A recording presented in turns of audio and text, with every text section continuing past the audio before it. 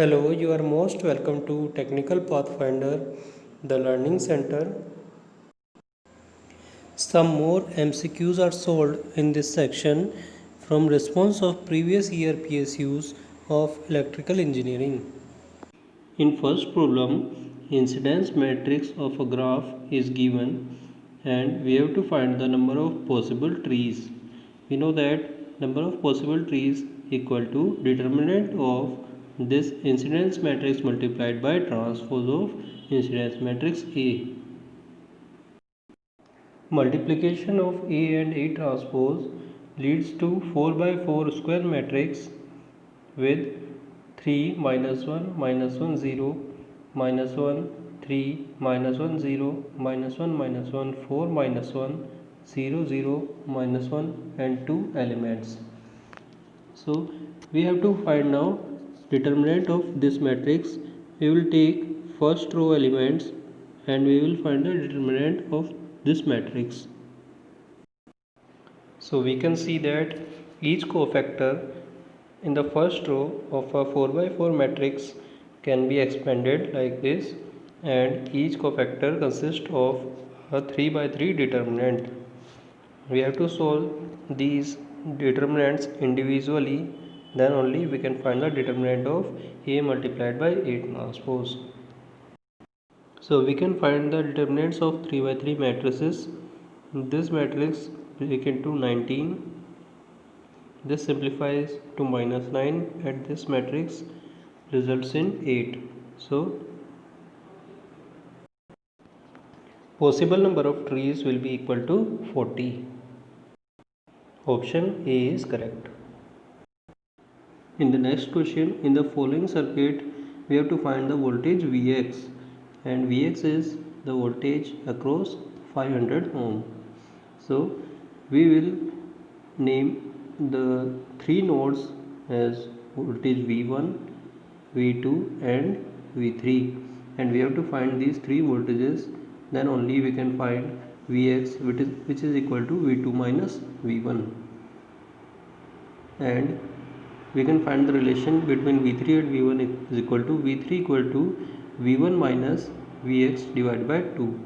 Now we can find three voltages V1, V2, V3 by using nodal analysis.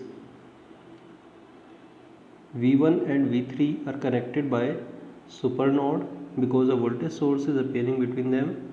So only one equation is obtained. Is 0.6 equal to V1 minus V2 divided by 500 plus V3 by 600 plus V3 minus V2 divided by 500.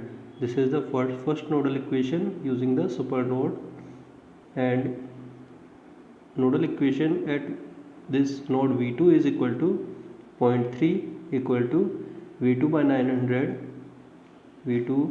900 plus V2 minus V3 by 500 V2 minus V3 by 500 plus V2 minus V1 by 500 V2 minus V1 by 500. By using these equations, we can determine the value of V1, V2, V3, and then we can find Vx equal to V2 minus V1. Answer option is D is correct. In the next question, in the following circuit, the maximum power transfer condition is met for the load RL. The value of maximum power we have to find. So before finding the maximum power, we have to find the VTH and RTH across the circuit. So we will remove load RL and we will find at this terminal VTH and RTH. So this is a circuit. At this terminal we have to find VTH and RTH. Before this, we will see the circuit condition. Here 0.9 ampere and Ix is inward and 10 Ix is outward. By using the KCL, we can find 0.9 equal to 9 of Ix. So from here Ix equal to 0.1 ampere and 10 Ix, this current source is equal to 1 ampere. So this current is flowing through 3 ohm. So voltage at this terminal will be Vth equal to 3 volt. So we obtain Vth equal to 3 volt. And if we make this terminal short circuit. So this 3 ohm will cancel out and total 1 ampere current is flowing through this node, this short circuit. So nodal current IN, Norton current is 1 ampere. From here we can find RTH equal to VTH divided by IN. 3 volt divided by 1 ampere equal to 3 ohm. So we have obtained VTH and RTH. Now we can go through our problem. So we know that maximum power equal to VTH square by 4 into RTH. VTH is 3 volt and RTH is also 3 ohm. So 3 square by 4 into 3, it is equal to 0.75 watt.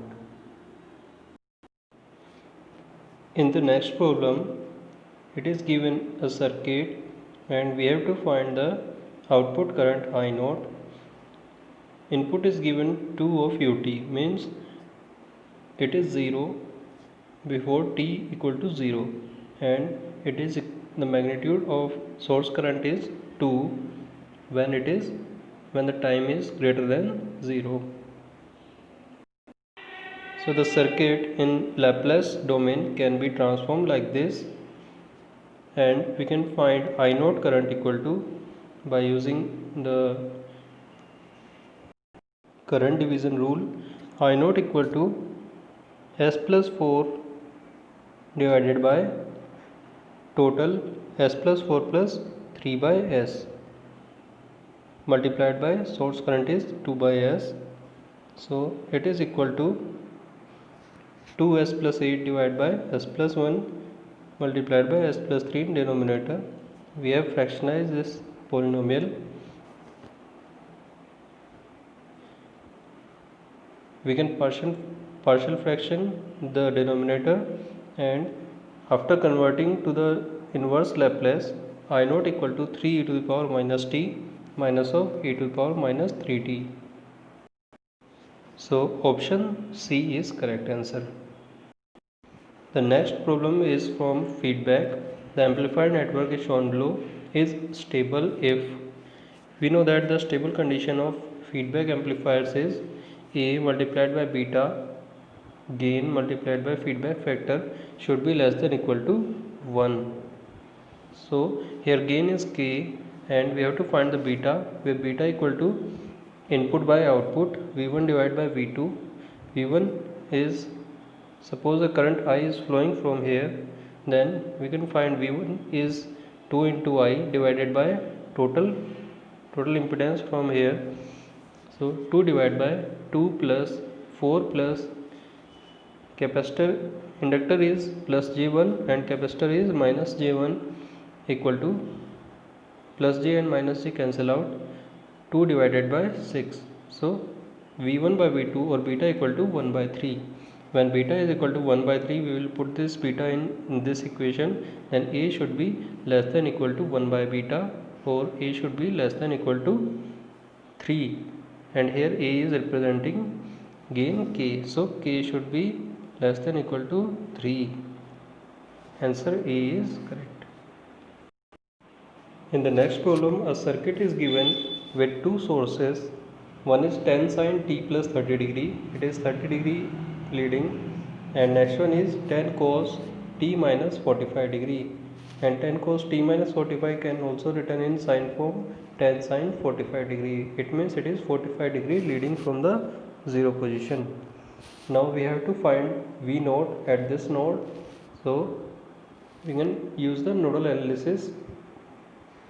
V naught minus this source divided by total impedance is J1, because omega is 1 radian per second, so it is equal to J1 plus V naught divided by the current flowing in this branch is V naught divided by minus J1, and current flowing through this branch will be equal to V naught minus tan angle 45 divided by 3, and total sum of currents is equal to 0. Our total current sum is 0.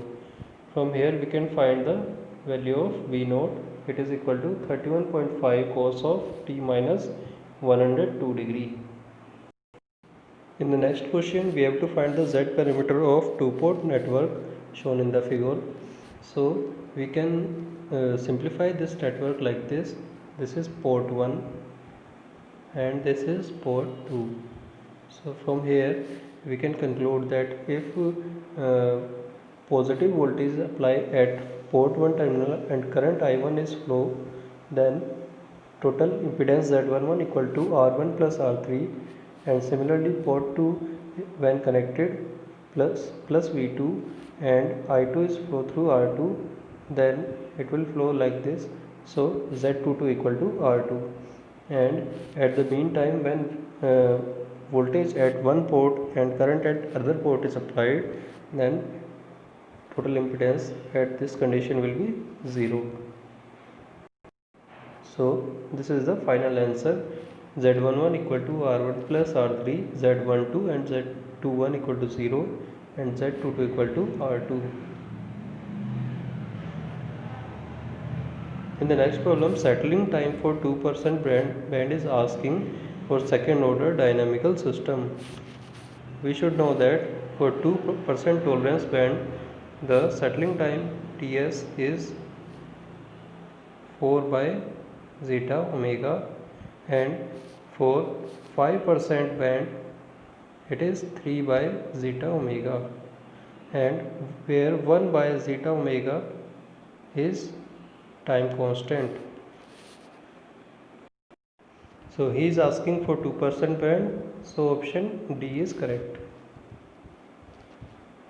In next question, a 100 microfarad capacitor rated for 400 volt 50 Hz has 10 delta, it is given 10 delta 0.01. What is the rated dielectric loss? So for dielectric loss, the formula is P equal to V square into 2 pi f C into 10 of delta. So V is given 400 square multiplied by 2 pi f, it is equal to 100 pi because frequency is 50 Hz. Capacitor given is 100 into 10 power minus 6 and 10 delta given is 0.01. Putting these values, we obtain the dielectric loss equal to 50.2 watt. Option B is correct. In the last question, the inductance of a moving iron instrument is given L equal to 5 into 5 plus 2 theta minus 3 theta square. Here inductance is given in micro henry. It is not written in the question. Where theta is deflection in radian from 0 position for spring constant of 10 power minus 5 Newton meter per radian, then we have to find the deflection for current of 2 ampere. We know that Tc equal to Td, deflecting torque equal to controlling torque, and for the moving iron instrument, deflecting torque is equal to half I square into dl by d theta, and controlling torque is k theta. So equate the both. Half of I is 2 square, dl by d theta. From here we can conclude 2 minus 6 theta, and it is in micro henry, so 10 power minus 6 equal to k is 10 power minus 5 given, and it is equal to theta. From this equation we can find the value of theta is equal to 0.18. It is approximately 0.187 something. Option C is correct.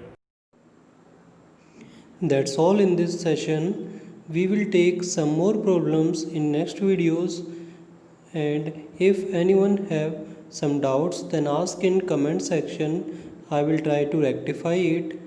Thanks for watching. Stay connected and keep practicing.